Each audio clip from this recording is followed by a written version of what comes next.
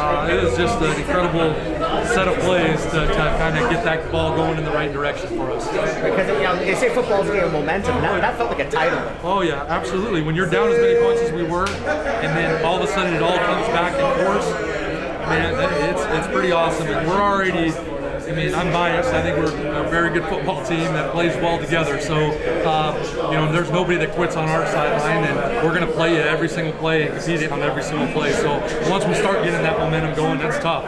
And so it was awesome to be a part of watching it and feeling it on the sidelines. There's nothing quite like that. When you talk about the special teams, I mean, there's a couple of key plays in there. Not just the touchdown run back on the missed field goal, but the stripping on the kickoff return, stripping the ball, getting the ball back right away. Yeah, we stripped it. We kept the 50-yard field goal on our first drive into the wind, no problem. Also, so I mean, all phases on special teams. We had great coverage all night. You get a turnover, you get a touchdown.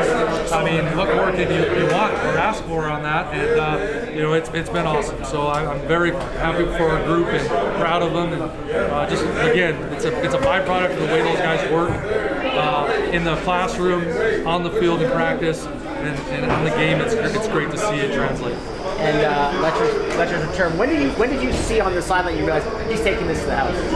Well, I know he's tough to bring down regardless. He never quits on any play, and he can make people miss. So once I seen him break in, and I look to see the guys left to beat, I think it's very difficult for any kicker to get him down. So at that point, when you're only a couple guys, a holder and a kicker to get him down, it's going to be very difficult to do. So that's when I started to think that it could be possible, and all of a sudden he makes them miss a few times. So I mean, it was an incredible return, and it was awesome and fun to watch. So it's one of these games at the start of the game that is great for the fans, but sometimes tough for the coach to see this kind of game.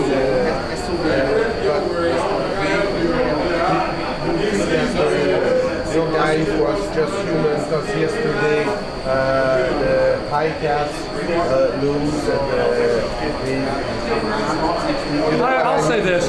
I mean, the start of a football game, I mean, that's the reason you play 60 minutes. Because the start, I mean, whether every play matters, every play contributes to the points you score on the board and all those things. But you can overcome things as long as you give yourself time throughout the game and you concentrate and focus on each play. And so when you're down, some things don't go your way early in the game. There's game plans that get set against each other, and we're 17 games into a season. Teams can really get a good feel for you and hit some things early on you.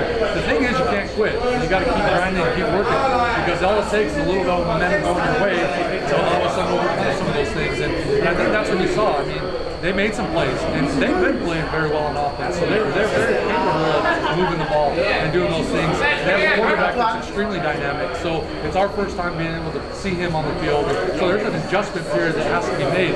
But what our guys do is compete. They competed on every single play. They stayed focused. They played together. Again, all three phases contributed to it. It was a joint operations, as we like to call it. And there's nothing more special than when you can overcome a deficit like that and play very good football for that long and play it together and come out with a win on the road with 4 days rest going across the country. And like you said, not necessarily needing it for the standings, because it did not change what the outcome for us is going to be, which is in November 4th. We're playing at home, but that tells you something about the group. They aren't going to just play out for nobody. Every time we're on the field, we expect to win, and it's because of the amount of work we put into it. We expect results. We've been saying that from day one, and so I don't think anybody in our locker room is surprised about where we are right now in the season. How we come to think about that? The last game is against Alouettes in the regular season, and the first game in playoffs also against Ticats. What do you expect about the situation? Do you think that you will rest some players? We'll have to look. I mean, at the end of the day, there's still, like I told you before, there's salary cap implications to every game, every play that we got to talk about with Danny. See who's available to us health-wise for this game, because we both on both sides. We both know it's a meaningless game in the standings as far as where we're going to lie. We are playing against each other, thinking about each other for the next 3 weeks, because we're both on buys, we're both playing each other. but I think both of us want momentum going into the playoff game. So at the end of the day, we're going to put our 45 best out there and go for a win. That's going to be on our mind to do. And then we'll get home after we're rested and figure out who's available to us and put those guys on the field. And like we said, expect results because of the way we work. Just a quick one last one about the left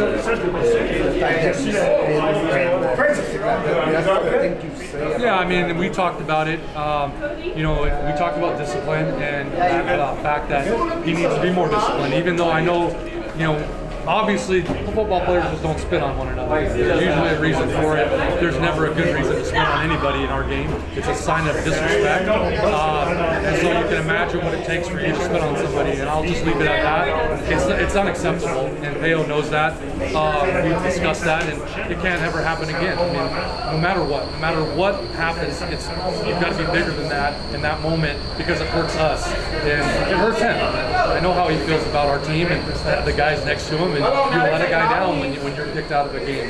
So, but you know, I love Peo, and I love the way he comes to work and what he brings to the table for us, and I know he'll be a better football player in person because of what happened.